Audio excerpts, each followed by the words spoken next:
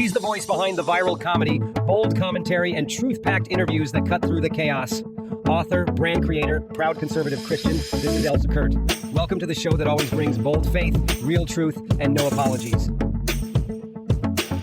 And here we go. Well, hey, Mark, good to see you. How have you been?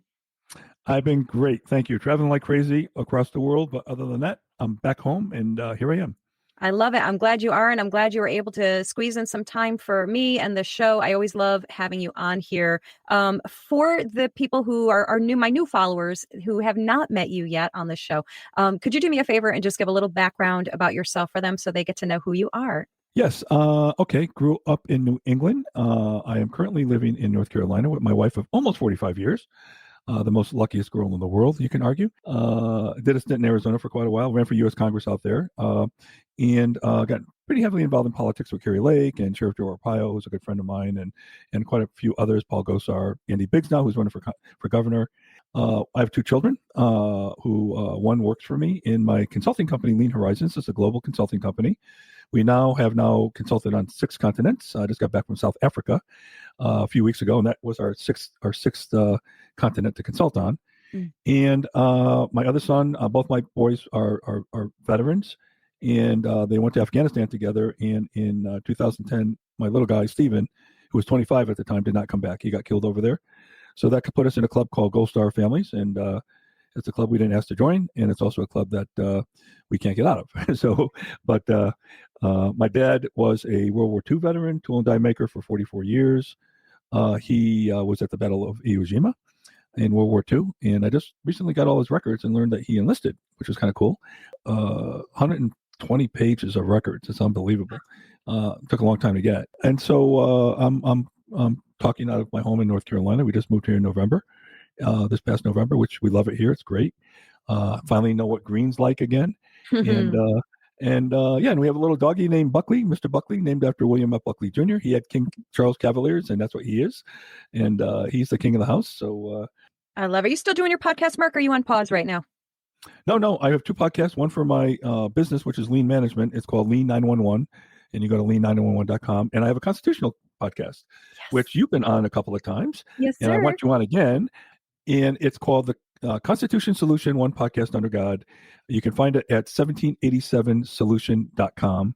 And we picked 1787. That's the year the Constitution was, the one we know today, was written.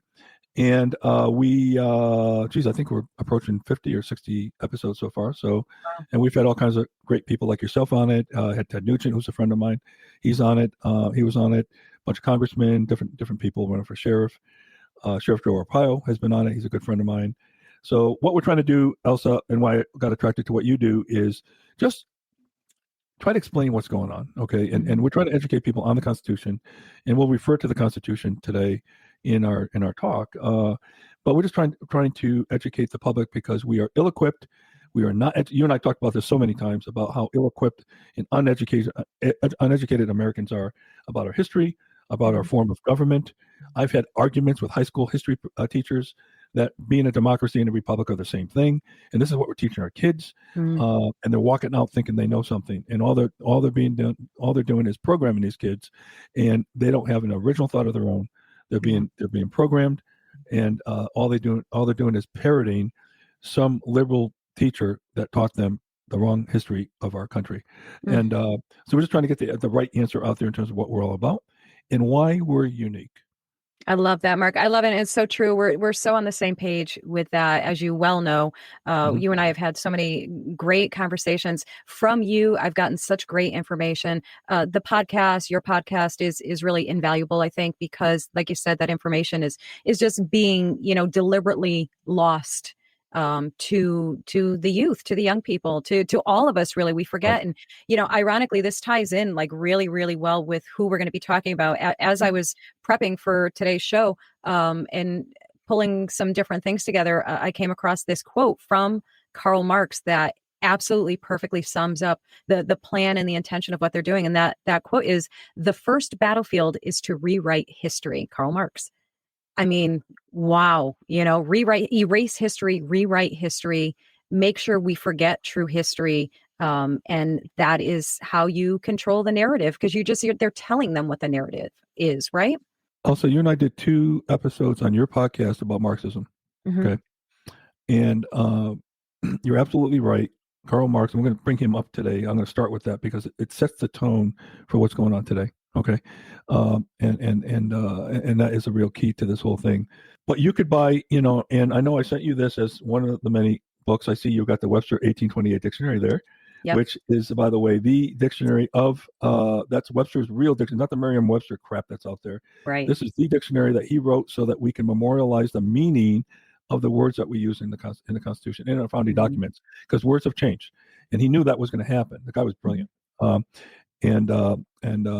lived in the town he grew up in, and actually been to his home to see the original dictionary. For example, bear arms. What is bear? Bear means handheld back then. Mhm. Okay, that's kind of important when you start outlawing a bunch of weapons. Knowing that what they meant by bear arms, and to them it was just a word that they all understood. Mhm. Okay, we don't understand bear arms today. Okay, Right. that's kind of a big deal to me that we understand what bear arms means. Okay, Yes. and that's why that dictionary, the definition of war. Okay, Mhm. go to that dictionary, and you'll get the real definition as to the way the founders meant it back then. So that's why I sent you that dictionary, because it's such an important one. I refer to it all the time. I asked my wife, hey, what do you want for Christmas? She says, oh, I want a dictionary. Hey, Mark, what'd you get for Christmas? I got a dictionary. Got a dictionary. Wait a This minute. is such a treasure. Like, this is one of the things I would grab if if the house was burning down. This is one of the things I would grab to Well, see. I don't know. I got some wine I would probably take, but Oh, definitely, yeah, definitely, I could reorder that, and you can also use that to hit a liberal over the head, knock some sense You into him. definitely So can. Not that we please don't would, pick because that we're book. not like that. Oh, I'm sorry. Yes. Okay. Peaceful protest. But, First Amendment. but listen, the reality is, if there's, anyone who desperately needs to hear this information, it is them, because they've been so brainwashed and indoctrinated. And, again, and I think you used this phrase before, or something very close to it. They're not being taught, and you've all heard this before, they're not being taught how to think. They're being taught what to think. And that is so profoundly dangerous. And the proof is culture.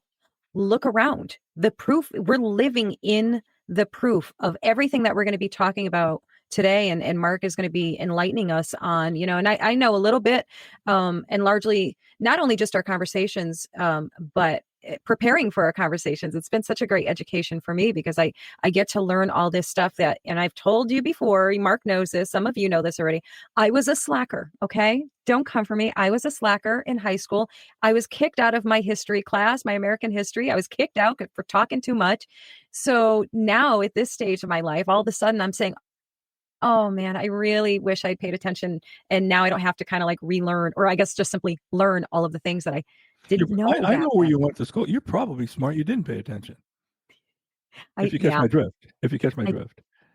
I totally catch your drift, and that's very accurate. I could tell stories of some teachers, and the stories already, but I won't even go there. I won't even. We're taking that high road. But yes. And that goes back, but that was a great point, Mark, because it goes back before me also, but we're going back. I'm 53. So we're going back, like 30 years? Oh my gosh. Yeah, that's about right. 30 years ago, I can reflect on recognizing the indoctrination that was already starting then. And again, it goes way before that as well, as Mark can give us a little history on that too, right? Yeah, I had to deprogram my kids on a weekly basis. Yes. Like, okay, no, guys, Lincoln didn't own slaves, right? I had to deprogram them every week. Yeah. On things. It was a lot of work. Okay, and it shouldn't have been that.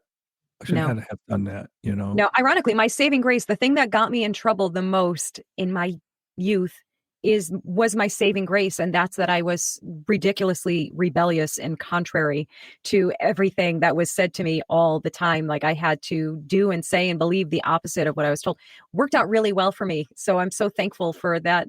You mean to tell me you seem like a person who would just fall in line and agree with everybody? Don't I though? I know. Yeah, I mean, come on. I know. I'm surprised I'm to so hear agreeable. Now, you know what? It's funny, Mark. I'm so agreeable now. If you told me that 2 + 2 is 5, I'd say, okay, sure. And it's not that I believe you. It's just that I have better things to spend my time on than arguing with idiotic statements. I like the statement. I really do believe that you believe that. Stay with us. We'll be right back. Hey there, I'm Aviva Klompus. The news moves fast, and it's not easy to cut through the noise and understand what really matters. Okay, guys, we got to get off the roof. So sorry to interrupt. We do now have... That's why twice a week I sit down with former Israeli ambassador to Washington, Dr. Michael Oren, and other leading voices to dig beyond the headlines. It is happening fast. This is not something that's... Let us go back, a 30,000-foot moment. Subscribe to Boundless Insights wherever you get your podcasts.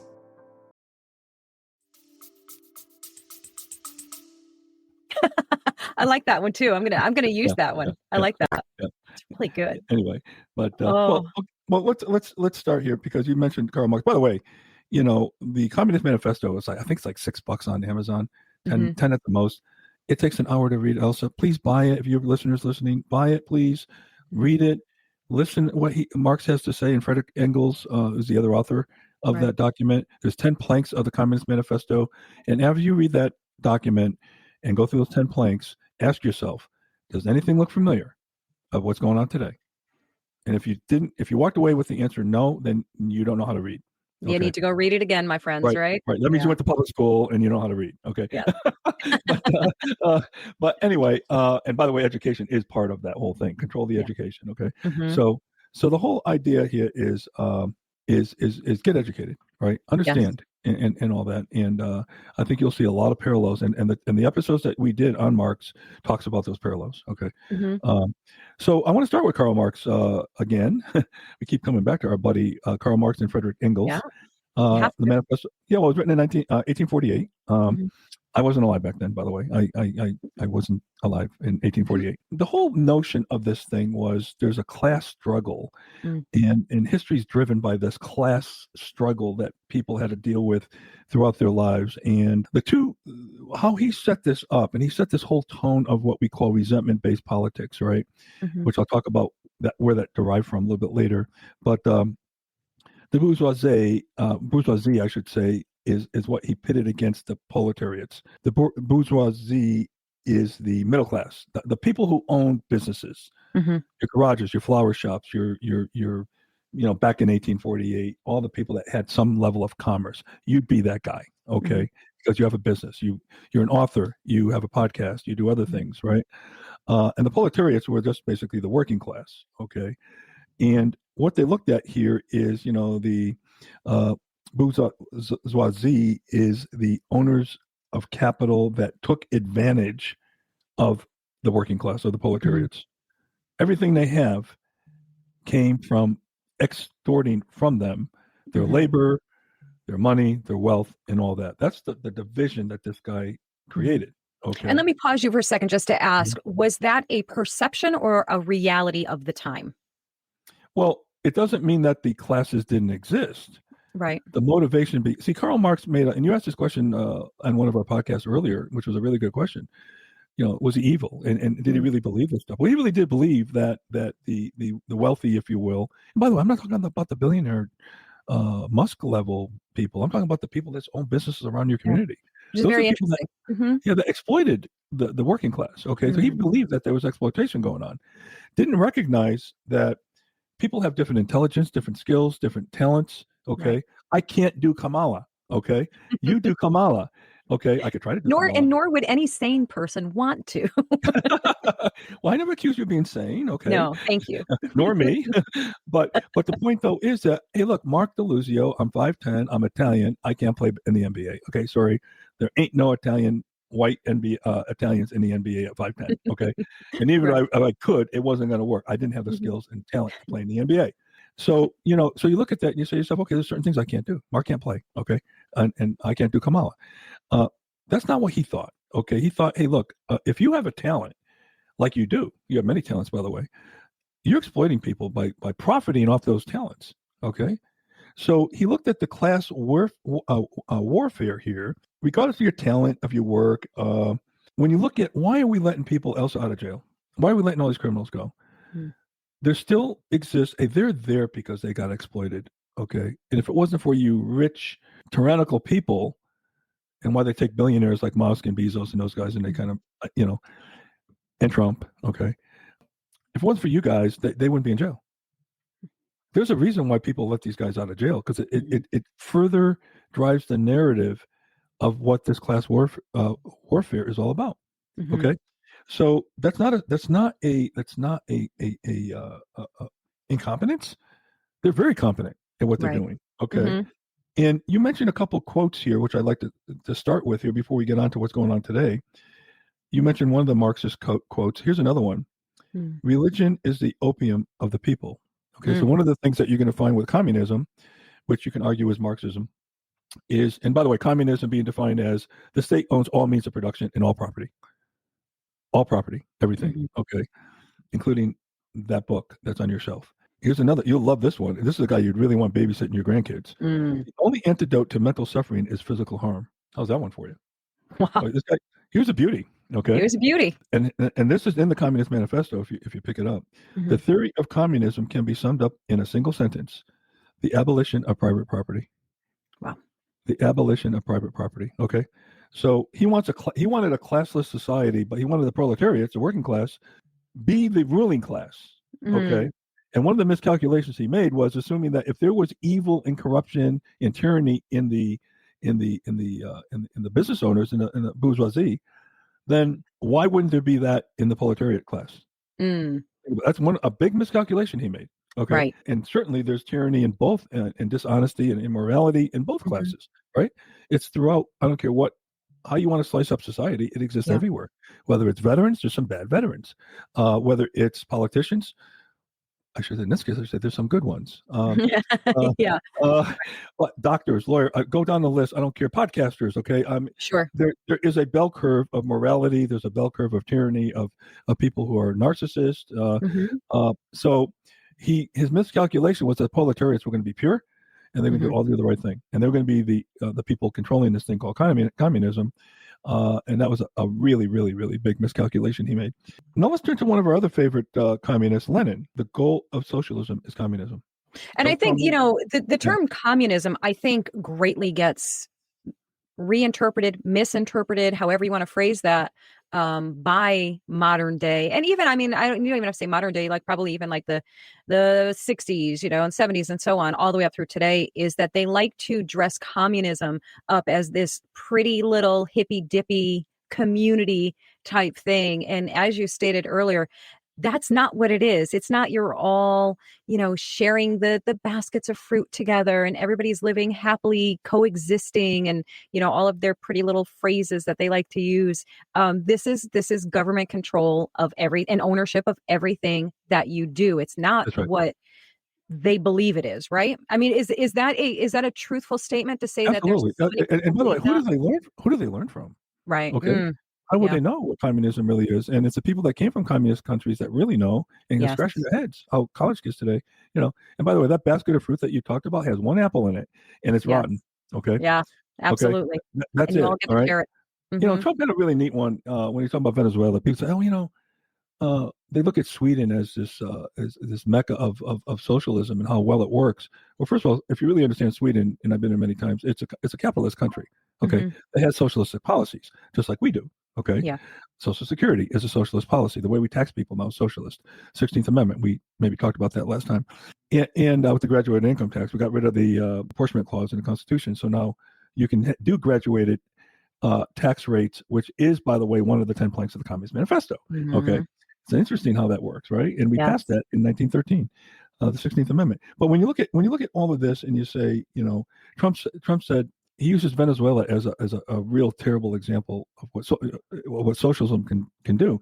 People say, oh well, that's because socialism wasn't implemented correctly in Venezuela, and Trump Yeah. responded, no, it's because socialism was implemented to perfection Yes. in Yes. Venezuela. Okay, Yeah. that's what happened. Okay, and I thought that was an unbelievable comment he It's a made. powerful statement and accurate, Okay, right? yeah, Mhm. yeah. And then there's a couple more Lenin quotes. I'll just throw these out here. Give me you're gonna love this one. Give me 4 years to teach your children, and the seed I will have sown will never be uprooted. How Now, true is it? now How do you want true to is talk that, man? about how evil? So you didn't pay attention? God Yeah. bless I you. mean, I'm glad if it doesn't, I tell you, anybody watching right now, if that doesn't make your blood boil, if Mhm. that doesn't just fill you with righteous anger and rage It's at this, calculating. It's calculating. it is It's so calculated. calculating. And Mark, I did unrelated at the time, but now as we're talking, I realize how incredibly wildly related it is. I got it in my head. Don't ask me why I get these ideas, and then I have to, run full steam with them. And I was wondering, I think I'd seen like maybe, I don't know, a meme or a quote or something about Freud. And then it just sent me on this whole other chain of thought.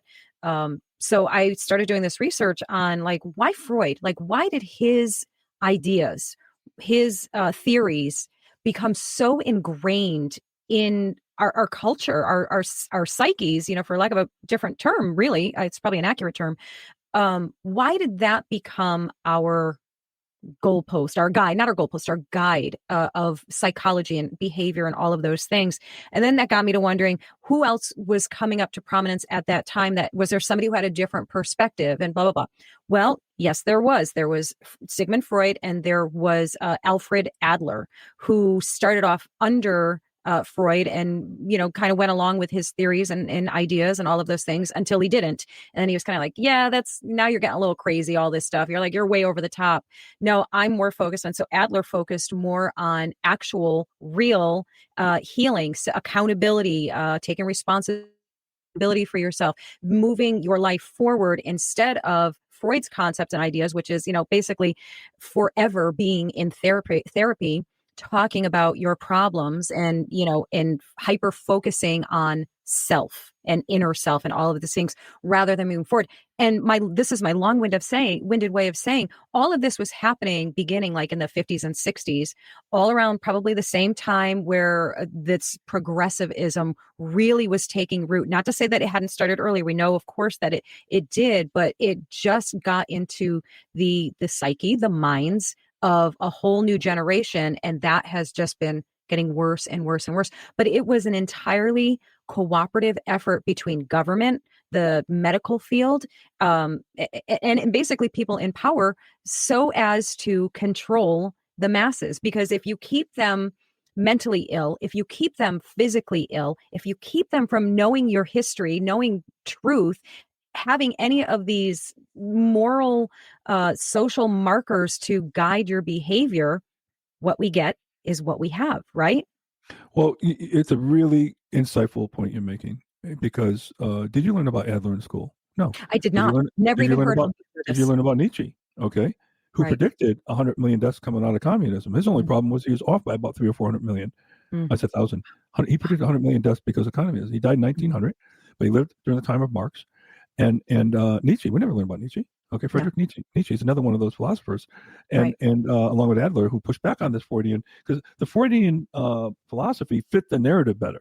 Yes. Okay, it fit the narrative, and when you start saying, "Oh, you got to take self accountability and take care of yourself before you start changing the world," change yourself first. Oh, I don't want to hear that. Okay. Ew, no, that's no fun. No, and no, you're absolutely. So anyway, either you're 100% correct or you sound like a big black helicopter conspiracy theorist. And I think you're correct. Okay, but I don't know. I'm a conspiracy analyst. I like that. All my conspiracies have come true so far. Yes. Hate to say it, but they have. I really do hate to say it because they weren't good. You'd rather not be right. I would love to not be right. I really would love it. I would be thrilled to not be right.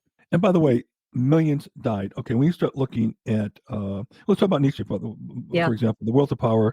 He's the one that came up with the phrase resentment-based politics. Okay, and he has some very interesting thoughts about people suffer. And you and I talked about grief, right? We all have grief in our lives. Nobody's immune from grief.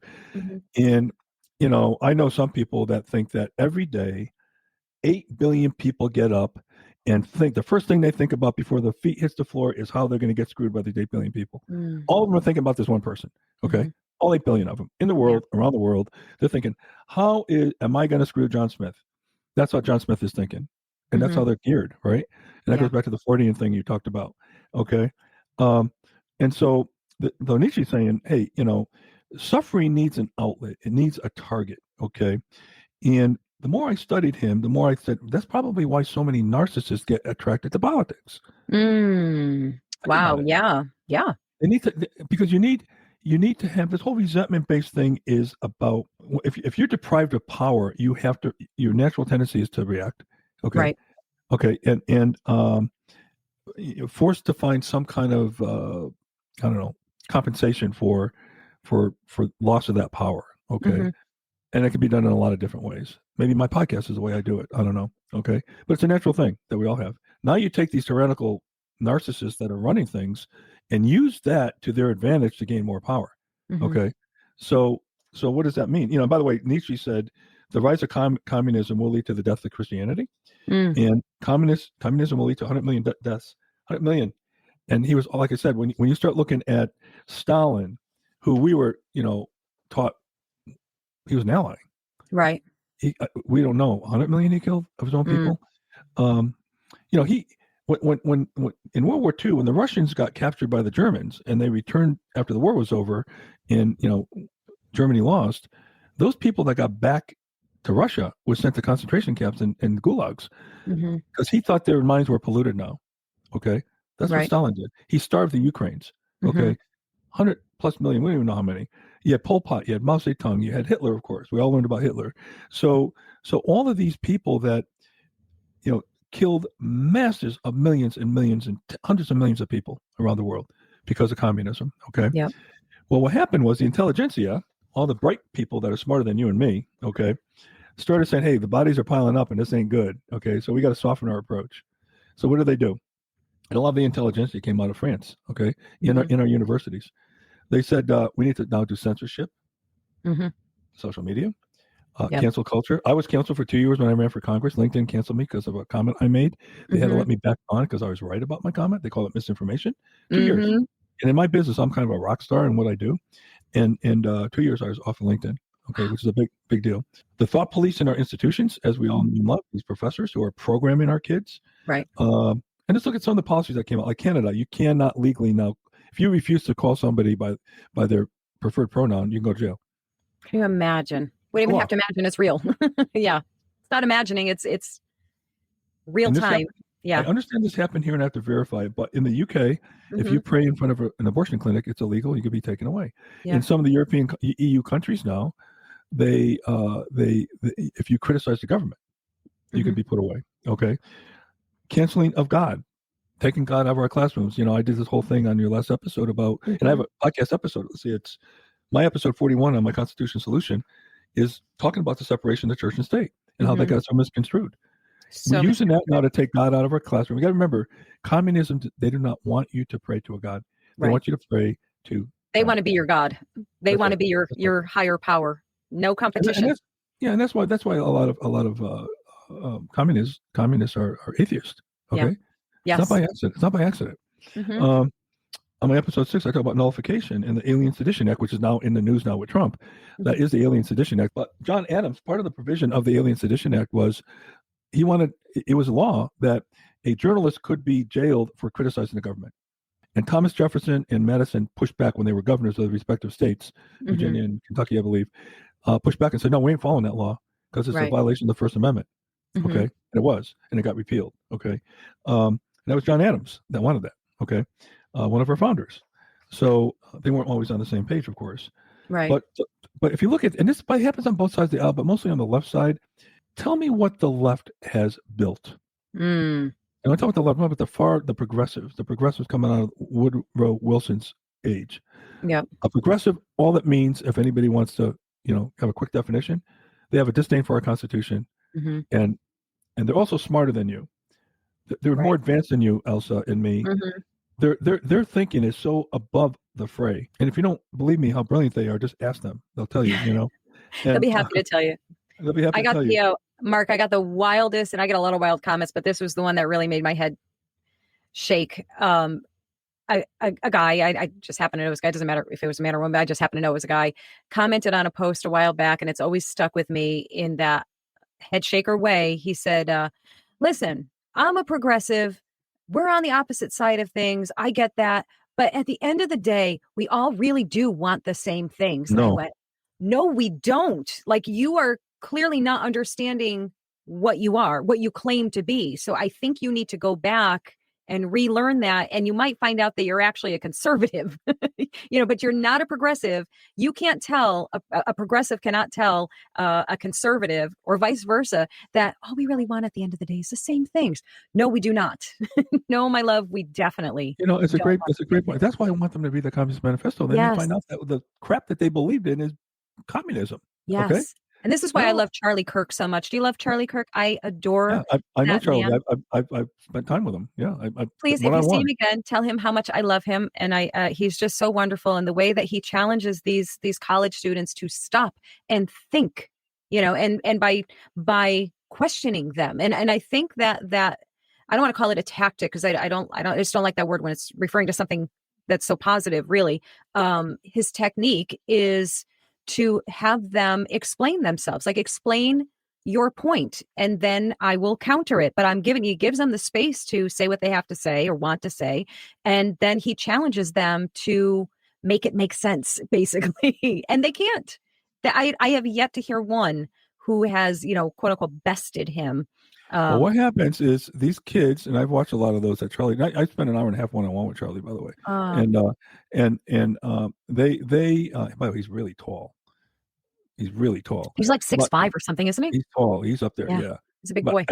Being a short Italian, everything looks tall to me. So, but anyway,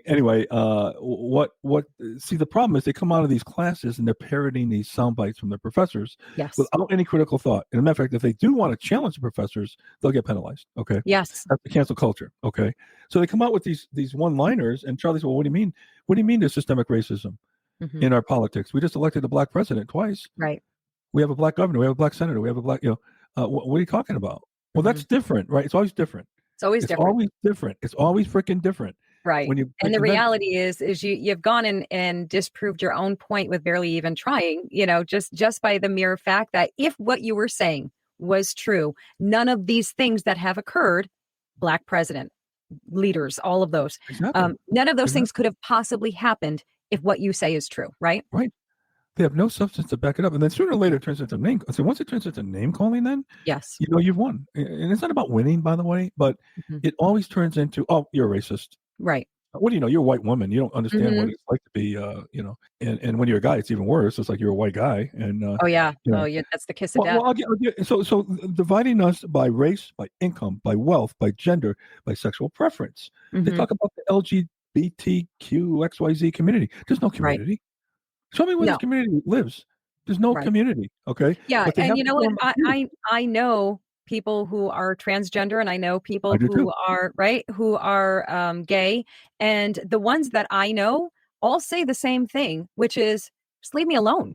I just want to live my life. I don't want a spotlight on me. I don't want to be the center of attention. I just want the opportunity to live my life quietly, and I don't want to bother anybody, and I don't want anybody to bother me. And I respect that. I don't, just because my faith beliefs, my biblical beliefs don't align with that lifestyle. As human beings, whatever the letter of the law allows you to do and be, it's none of my business, and I stay out of it. I've never made it my business to get involved in somebody else's sexuality or their preferences or any of those things until they made us get involved. Like, I don't want to be bothered. I don't want to know. I'm busy living my life. I can't be bothered, but now you make it our business, and that wouldn't have been the case otherwise. So, this is a very, to your point, this is a very select group of people that are making something out of what's kind of nothing. They need to have a group to use as a victim. Okay. Yes. And then use that for their, for power. And so, when you look, and I think I've told you the story before, where a woman from a foreign country, I won't tell you from where, but she said to me, well, you're successful, Mark, because of your white male privilege. And I'm like, well, that means all white males here should be successful, right? Right. I know a lot of people are, they're not successful by any scale. Okay. They're white and they're male. Okay. Right. And the rich should pay, more in taxes. I said, well, why do you want to pay more in taxes? I'm not rich. Do you make between $20,000 and $30,000? No, I make more than that. Well, then you're rich. On global standards, you're wealthy. Right. No, that's different. That's what I'm talking about. Well, what are you talking about? I said, because I could make you the oppressor by putting you in a group. And that's what you're doing to me. Okay. For example, what are you talking to me on right now? She says, I'm talking to you on an iPhone. Have you ever been to Chengdu, China? No, I have. It's in the middle of China, 3 hours outside of Shanghai by plane. And that's where Foxconn makes all their iPhones. One plant has up to 500,000 employees in it. Children, women mostly, okay, and children, okay. By you paying, and their iPad plant has 100 to 200,000, okay. I'm talking about like the city of Scottsdale, where I just came from, had 250,000 residents. Okay. These are factories in China. There's 14 million people in this town, and it's the seventh biggest town in China. Okay. Wow. So I said, look, by you buying an iPhone, you're supporting child labor. You're an oppressor. No, that's different. That's not what I'm talking about. No. You get to put me in a class. I'm going to put you in a class. Yeah. You are an oppressor of child labor, slave labor. Okay. I love that you did that. No, that's different. That's not what that means. Okay, fine. Okay, that's not what that means. And I've had relatives say, well, your success is only because you got lucky. And my response is, yeah, I agree. I was born in the United States. I mean, if I wasn't born here, okay, with all I came from nothing, as you know. I explained my history to you. My first apartment my father had, we didn't have a bathroom. Okay. Right. And by the way, I look back at that, I would live like a king even then. Compared to where I've been in the under armpit of this world. Okay. Sure. Okay.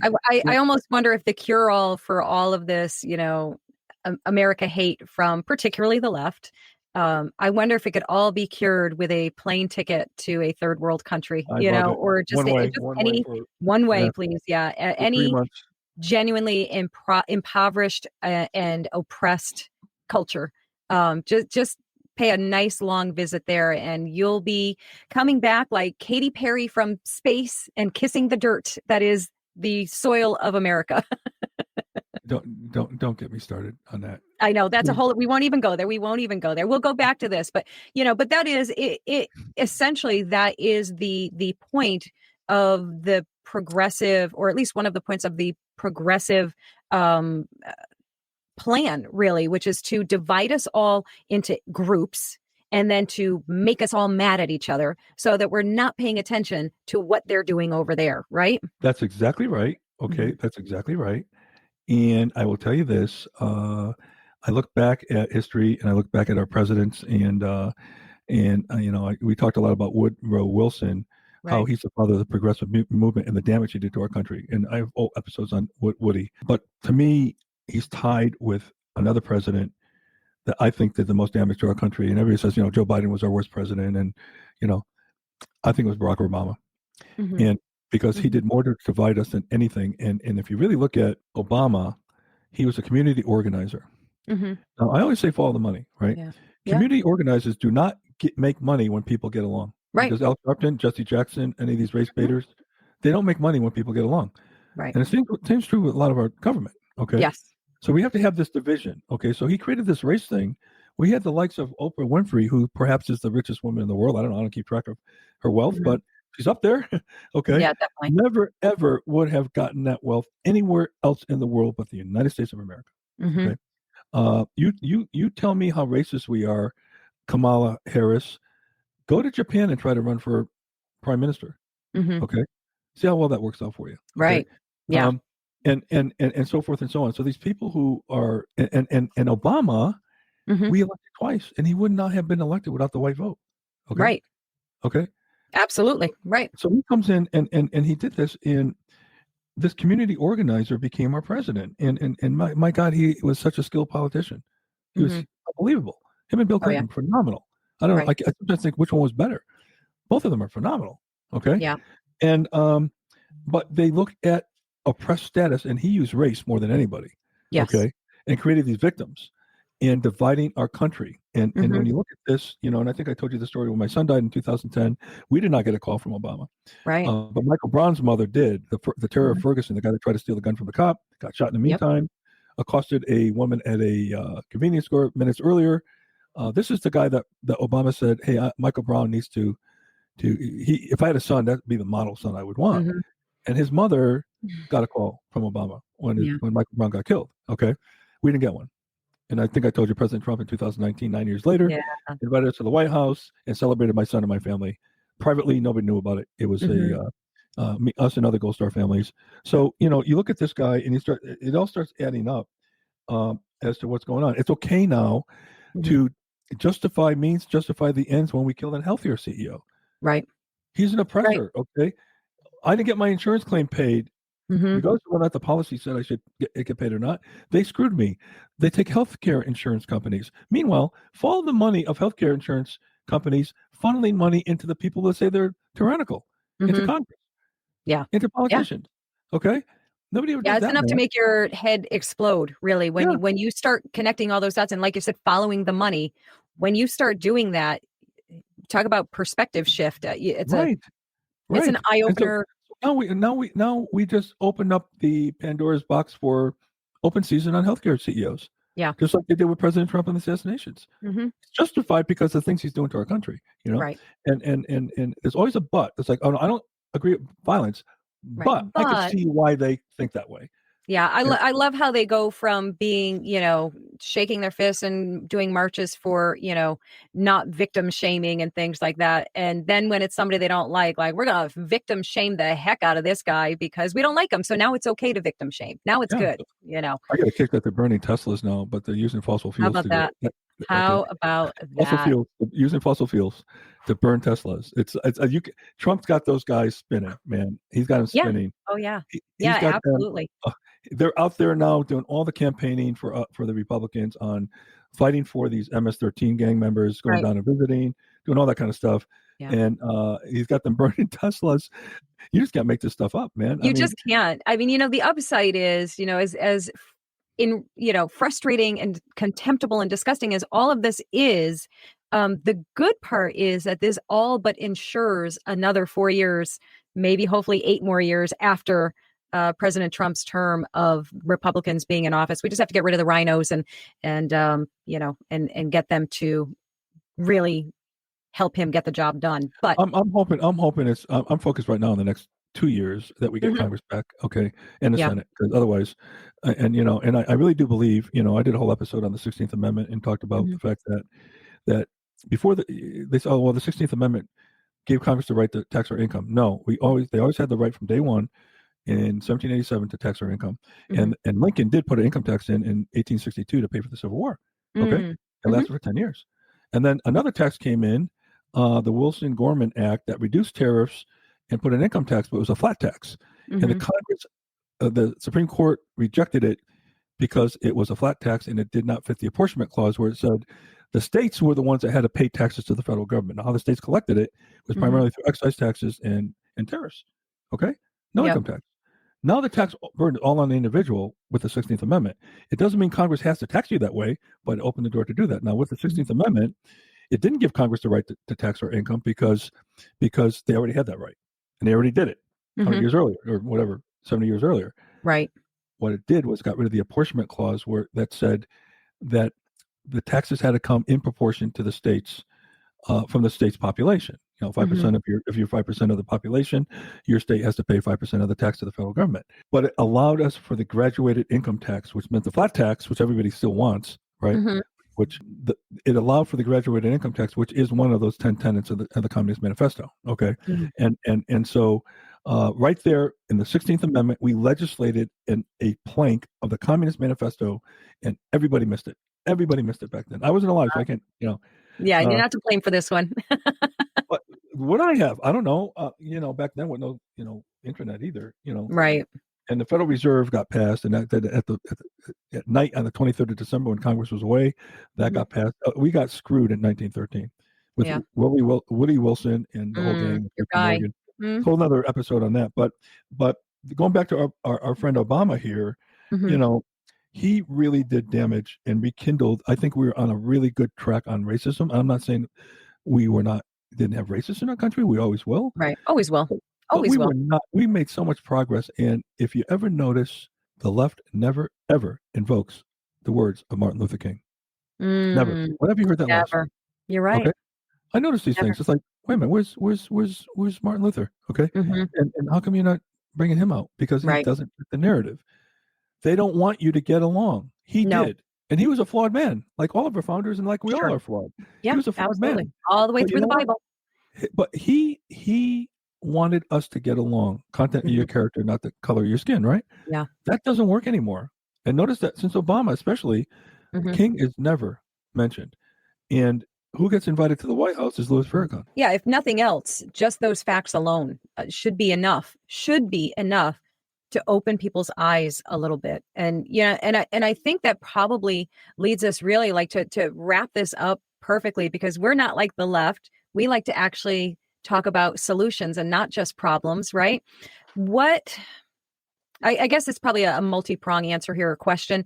One, constitutionally, what do we have to be watchful of, careful of as we're still, I know we have Trump in office and everything, but obviously we have so many bad actors acting actively against him, against this administration. And by the way, and tell me if you agree or not, I in my heart, I truly believe that Trump specifically, and then his administration, hopefully, are all on the same page of getting back to what is constitutionally right in this country. And that's really what they're trying to do. Give the states back the power that belongs to the states, limit federal government, which, by the way, it should literally be what we all want. Irony of ironies that the left fights this tooth and nail. And I don't mean leftist leaders. I think there's a huge divide between leftist leadership and their minions, they're peasants, essentially. The peasants are the ones that are, they think they're doing the right. I think they really think they're doing the right thing. They don't understand, right? Yeah. Well, President Trump. Okay, so I would argue that in my lifetime, he is the most constitutionally centered president we've had. Is everything he's doing constitutional? No. Right. Like tariffs, believe it or not, is a job for the legislature to call tariffs, not the president. But there's a law in place that allows him to do that. Okay. Which is kind of crazy. Yeah. But the point though is this: he is trying to adhere as much as possible to the Constitution. The Department of Education is a non-constitutional agency; it should go away. Absolutely. And bring the rights back to the states. Yeah. Marxists don't want that because one of the planks is control education. In the Communist Manifesto. That's why we got to read that document, right? Yes. And Marxists don't want that. And why is he getting all this pushback? He's pushing back on the military-industrial complex, the wars that we all have fought, and I lost my son, and there's all kinds of other collateral damage with war that we shouldn't be in. Iraq was a lie. Vietnam was a lie. If you look at the Bay of Tonkin and how Johnson lied about it and got us in there. So you look at all these wars, there's a lot of money in war. There's a lot of money in an unhealthy America, and there's not a lot of money in a limited government. That's the issue. If you again go back on all three things and follow the money, and so I look at this and see what President Trump is doing. I don't say Trump, by the way. I don't call him Trump. I call him President Trump. Okay, even when I write it on Facebook or on social media, I'll write President Trump. I won't call it Trump. Okay. I am in the same boat. I try and always refer, and I don't always remember, but I try very hard to always say President Trump for multiple reasons. And he's doing the right things, and he's fighting for America. He's fighting for Americans. And I have a prediction to make, and hopefully you'll say, hey, Mark, you were right. I think with this whole tariff thing, sooner or later, he's going to get to a point where he's going to propose we eliminate the income tax. Just because we have a 16th Amendment doesn't mean they have to tax us that way. Okay. Right. And if we go back to excise taxes, tariffs, and maybe an income tax, I'm sorry, some kind of consumption or sales tax. Okay. If he gets rid of the IRS and the income tax, now half the people won't be happy because they're going to have to, half the Americans don't pay taxes. Okay. Right. But the liberals will go nuts on that because the tax system is a way to control you. Okay. The income tax system.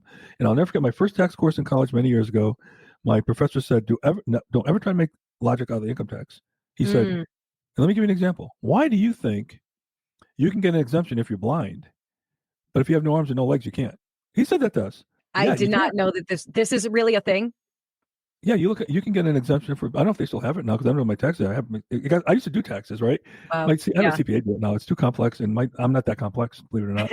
But you can get an exemption if you're blind. You check it off, just like you would. You got a dependent, right? And that's pretty wild. He said, "Why can't you get one if you have no arms or no legs?" Because the lobbyists for the blind that put that law in was unbelievably strong and paid a lot of money to congressmen to get that in there. So again, there it is. Money talks, right? Money talks. They use the tax system to control you. Okay. Yeah. And that's just another tenet of trying to do that. And with the graduated income tax, why is that a bad thing? And why does Marx, why do the communists want that? It's because you want to knock the guys who are productive down. Right. You want to knock them down to be even with the proletariats. Okay. Because they don't deserve that money. Elon Musk didn't deserve his wealth. Okay. Not at all. He didn't deserve any of it. Okay. Right. According to Elizabeth Warren. You know, Elon Musk paid more individual taxes one year than anybody in the history of the U.S. Yeah, he paid like $1 billion. $9 billion. $9 billion. Elizabeth Warren who somehow is worth $70 million already, and we're trying to figure that out on a $170,000 salary anyway, Yeah. or $200,000, whatever it is. Okay, Elizabeth Warren said he didn't pay enough. That's the class warfare she's playing. She's trying to pit a guy like Musk. And somebody said to me, well, Elon Musk doesn't pay taxes, and I think I told you this last time. I said, well, Yes. I'll get it. Hold on a minute. You guys can trade tax liabilities. What do you think? Right. No, that's different. That's not what I mean. What? You just said he didn't pay any taxes. You paid what? Mm-hmm. You paid $100,000 or $50,000, whatever, in taxes. Mm. You certainly want to make that swap. You'd be dumb not to, right? Right. Absolutely. And I'll tell you what. Well, why is Elon Musk going into space? Mm-hmm. Well, he could be spending that money down here. I said, well, let me ask you. Are you going to Disneyland this year with your kids? Yeah. Mm-hmm. Why? Right. You could Why aren't you donating that money money that you're going to spend? Donate it to the homeless. Donate it to whatever cause you're, passionate about. No, let's not get crazy because they might give it to Planned Parenthood. Oh boy, yeah, good point. Good point. Let's not. But no, in your own community, there's people starving, I'm sure, and I'm sure you can forego that trip. Well, why do you need to take that trip? Okay. Right. By the way, and then I said to him, I'll tell you what, when you create livelihood for the hundreds of thousands of people that Elon Musk has, come talk to me. Yeah. The jobs he created for people, and not only the jobs he created, but the suppliers. It's a multitude. When if a big company like a car company goes out of business, there's like 8 jobs for every person because of the supply base. Right. It magnifies throughout the economy. Okay. Mm-hmm. When you have employed as many and provided livelihoods for as many people as Elon Musk has, come talk to me. And then add the next layer to that of the number of lives he's changed and bettered with his inventions and, creations and things and all of these things. So, you think these idiots think that they're hurting Elon Musk, the multi-billionaire. You think you're hurting him by, tanking his brand, his Tesla brand. He's got 50 million other things going on. Well, it sucks for him. Certainly. I'm sure a hit is a hit, right? When we're talking about billions of dollars. But yeah, he's going to be perfectly fine. You're screwing over workers. You're screwing over African Americans, who are trying to feed their families. The other crazy thing that Trump has him on their head is he had the UAW president singing his praise with all these union workers and coal miners. And it's like, he's got the union in the White House singing his praises. Mm-hmm. He's got the liberals burning Teslas with fossil fuels. I mean, this guy had done I never saw anybody do such a number on a party in my life. Mm-hmm. Okay.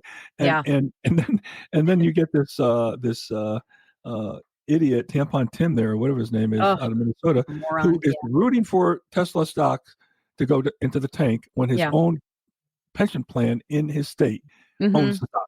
Yeah, you gotta love it. You have to love it. Like if you don't just laugh, you'll your head will explode. All right, I sidetracked us from my question I wanted to ask you, and again, and I don't really expect you to have the answer to this, but what I'd love to figure out is how.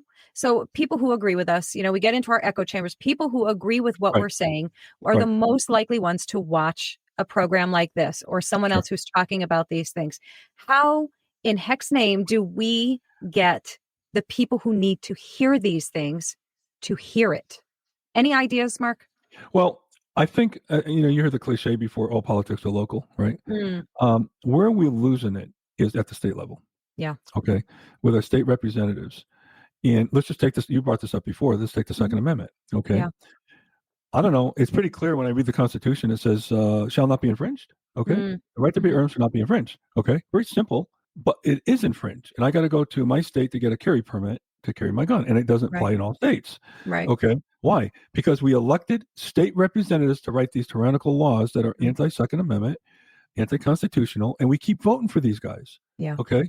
We keep voting for them. Your state in particular, but every state has these laws that these representatives are writing, these state reps, who they have a job to nullify and not a job, they have an obligation to nullify against tyrannical stuff coming out of the federal government, but they also have taken an oath to protect your constitutional rights, and they don't. The state representatives, for the most part, do not do that, and you start looking at, well, wait a minute, you're going to push back on the Department of Education. We're not going to get our $200 million funding this year. Where the hell do you think that funding came from to begin with? Okay. Yep. But they'll get kicked out of office if they vote against it, because now you're against education. But on the Second Amendment, and I'm using that as an example, is we keep voting for these guys and gals that are taking away our freedoms. Yeah. And because we're not educated. So I still go back to Thomas Jefferson, who says the best defense against tyranny is an educated citizenry. Yeah. That's the answer, which is why I do this and why you do this. Because we got to get educated first. We can't push back on something we think is good. Right. We think that, Yeah. they're doing it for gun safety. They're doing it to, little Johnny just got shot and we're going to have to pass all these gun laws at the state level that are totally infringing on your rights. And I'll go back to Franklin. We learned this in COVID. If you're willing to give up a little bit of freedom for a little bit of safety, you deserve neither. And that's probably my favorite one right there. Yep. I think that's my favorite one. It's at the state level. The answer is really get educated, but push back on our state reps, because that's where we'll have to make the difference, because then we can start repealing stuff that comes down from the federal government if you get the right people in office. They don't understand, these guys and gals in these roles, most of them anyway, don't understand their job. They don't understand why they exist. They take the oath every year or every term that they win, but they don't really uphold that oath because they're crapping on your rights every single day at the state level. And the state is the issue, is the reason how we can get the federal government back. Look, President Trump's an anomaly. You're not going to get him. I don't care. You talk all about J.D. Vance you want. He ain't going to be that guy. Okay. Right. Or DeSantis. They're not going to be that guy. I'm sorry. They're not going to be that guy. Yeah. I think President Trump is a one of a kind. Everything. Yeah. And a lot of what he's doing, if it doesn't get legislated, will be reversed. Okay. And I have a lot of concerns with Mike Johnson. And I've met Mike Johnson and pushed back on him personally in front of 200 people. As you know, I think I told you that story. And I have problems with a lot of people in Congress right now that are not on, and so they're looking out for their political survival too. Okay. And now Trump is the wave and they're not going to push back on him unless you're dumb, unless you're stupid. So they're just biding their time, basically. Yeah, exactly. And I don't believe there is going to be another Trump. So it's got to be done at the state level. That to me is the answer. Okay. Because you're not going to have a Trump. And you're going to have more tyranny coming from even a Republican that gets elected. I don't see anybody out there that's going to be like him to really push back the way he's pushing back now. What do you think J.D. Vance, if he got elected president, would have closed down the Department of Education? That's a great question. Yeah, I honestly don't know the answer. No, he doesn't have the wherewithal and the experience either. Right. I hope, I really have no predictions of, who's going to run, let alone win the nomination for the Republican Party in a few years. I don't even have any particular hopes for anyone specific. I feel like it's just too soon. I would very much like to see what J.D. Vance is going to do with his vice presidency, what kind of impact he can make. I also, with that, hope that it will include tremendous growth and learning for him, to potentially be the guy. I don't know. I know that I like him. I definitely like him. I certainly, in this moment, I would definitely not be against a J.D. Vance run for presidency. By the way, I don't want to go on record here to say I don't like J.D. I like him a lot. Okay? It's not that at all. Here are 3 things I know about him, though. 1, he was an anti-Trump guy at one time. Yes. Okay. Yeah. 2, he never ran anything. Like DeSantis at least ran a very complex organization called the State of Florida. Okay. And when you're the CEO, if you don't have any executive experience, that's a problem. So he never ran anything. And 3, I can't just depend on somebody who's really good with the media as qualifications to run for president. Yeah, because you got to make things happen. You got to be able to do things behind the scenes that don't get noticed and make the deals and negotiate and all that. Now maybe he'll be great. I don't know. And I'm not saying he's not dumb. He's not a dummy, but the guy's brilliant. Okay, so he's got a whole different lane than what he's really been in. So that's why I'm looking at that and saying, okay, I can't just drink the Kool-Aid this early. Okay. It doesn't mean I would never vote for him or support him. Right. Okay. I just don't know if it's the wait and see. It's the wait and see time period, and I think that's, honestly, it's so early. We just got Trump in, we just got him. Let's enjoy this, for a while.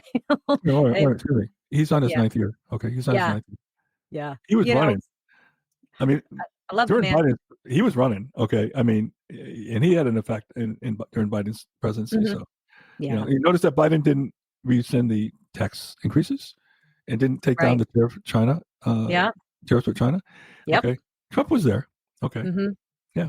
And absolutely. Well, we've got a lot to watch, and and I don't mean that in the let's just grab our popcorn and sit back passively and watch everything unfold. No. I completely concur with you that state level, get involved, get educated. If you're not going to physically, literally get involved, run for office, show up at things, make your voice be heard, make those phone calls to your congressman and your governor and all of these people and your state leaders, and make your voice heard. And, the best way to, and I know the biggest argument from people, and I'm sure you hear it as well from people who just are not in our lane of what we do.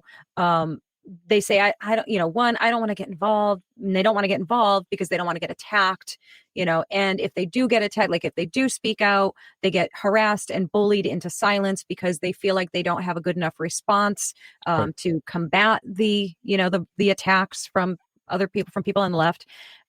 So the only way to answer that or to get confident in that is to know your facts, know the information. And there's no excuses. I've talked about this before just recently. There's no excuses. We used to always say, just Google it. The heck with Google. Don't Google anything, by the way. Like, no. You see all the trouble they get into? Come on. We know better. Go use, Chat GPT, and I know people are going to have issue with that. Grok, which is Elon's AI tool and everything. You can use these resources to get boundless information in the ways that resonate with you, that make sense to you. Just the biggest thing you have to learn here is how to prompt, how to ask the questions of these things, So my point being, the information is all there for you. Put it in your phone. If somebody comes at you, you can just copy and paste it right in a response. Like, I'm giving you the tools. I'm giving you guys the tools to be able to respond and come back at these, whether it's the ideologies, the woke culture, when it comes to the, transing our kids and all of those things. If you're afraid to get into it, it is not, they're going to tell you that you're being hateful, that you're being racist, that you're being transphobic. Don't get sucked into any of that. Don't just tune it right out and learn how to Charlie Kirk it, and just come back at them with, explain to me at what point I was being what you are accusing me of, because if you're coming at them with facts and grace, I don't know if I'd go, maybe the right word would be love. But I know a lot of people say, well, I'm not going to love somebody who's, blah, blah, blah. But facts is number one. Truth is your best friend. Learn it, know it, share it every chance you get. I know most people don't want to do what we're doing and take the comments and all of that stuff. I totally get it. And I appreciate that. And I respect it. As used to it as I am, it gets me riled sometimes. I want to come out, swinging and swearing at people when they come for me in the comment sections. So yeah, I get it. It's hard. It's definitely not fun, but it's incredibly necessary. Yeah, and I think this, to think about this, I have a couple of final questions here, but one of the questions you can always ask, Elsa, is, hey, I hear what you said here. How does that fit with the Constitution? Just step back and see what they say. Okay. Yeah. Normally they won't even know what the hell you're talking about. Okay. And then you get the name calling, and it's like a President Trump. They call him a misogynist. He has more women on his staff. He has the first female chief of staff ever in history. Yes. They call him a homophobe. How many gay people are in key positions in his administration? They call Biden call him a xenophobic. He's I think 2 of his 3 wives were foreigners. Yeah, exactly. Like, really? I didn't know what the hell that means. So when they were to name calling, that's what ends up happening. But to finish off this whole issue about resentment-based politics and pitting groups against each other, the first question I have is this. Is resentment-based politics designed to keep the focus off of government? And along with that, the second question, a related question, is who do you think are the real oppressors? Yeah, those are deep, big questions. I would love, and I'm sure you would too, I would love so much to see what you guys answer those questions with in the comments. So please do give us your thoughts and your perspectives on it, because I think this is a great way to open the dialogue, learn different perspectives, different answers to those questions. Yeah, right. I mean, I think those are phenomenal questions to ask. Thank you for those. I hope this reaches people who need to hear it for whatever reason, whatever perspective you are sitting in and based in. I hope that this helps you in some way and encourages you to share it with other people, not only because it helps me and helps Mark get our messages out, which is tremendously gratifying and appreciated when you do, but it helps other people too. So, and that's the whole goal. So Mark, thank you very much. Don't allow yourself to be put in a class and treated as a group. You're an individual. Okay. You're an individual, and don't let people group you. And then don't also let people play you as a victim. Once you do that, you're a useful idiot playing right into their game. Mark, thank you again so much for joining me today and sharing all of this amazing information. Can you do me the favor and tell everyone where they can find you? I know you have some books out there too, where they can find the podcast, all of that good stuff. Yeah, the podcast can be at it's 1787solution.com. And or you can look it up on Apple Podcasts, Spotify, it's on YouTube, Rumble, and it's called Constitution Solution 1 Podcast Under God. Okay. And I love it. Yeah, you can go out and take a look at that and pick up a cheap copy of the Constitution and the Declaration. By the way, watch our episodes that Elsa and I did on the Declaration and the Constitution, because those two there, you'll learn an awful lot, and it will arm you with some unbelievable knowledge that will help you navigate through the sea of tyranny that's going to be thrown at you as you debate your liberal relatives and friends. If you've ever looked around and thought, this isn't normal and it sure isn't biblical, you're not alone. And guess what? You're not crazy, you're discerning. That's why I wrote Truth Bombs and Grace Grenades, a bold, unapologetic book for believers who are done being silent while the world screams lies. From gender confusion to political idolatry, from woke theology to spiritual apathy, we're hitting it all straight on, straight up, and backed by scripture. This isn't a rage-fueled rant, it's a rally cry. A wake-up call to stop apologizing and start boldly living out the gospel. Whether you're a new believer or a disillusioned disciple trying to find your footing again, this book is for you. It's packed with truth bombs, grace-filled strategies, and practical tools to help you speak truth with love, raise warriors, not warriors, dismantle lies with biblical clarity, and rebuild with grit, grace, and gospel power. The culture doesn't need more compromise. It needs courageous Christians. So if you're ready to push back against the chaos with bold faith and real truth, grab your copy of Truth Bombs and Grace Grenades on May 6, 2025. Let's shake things up with truth and grace.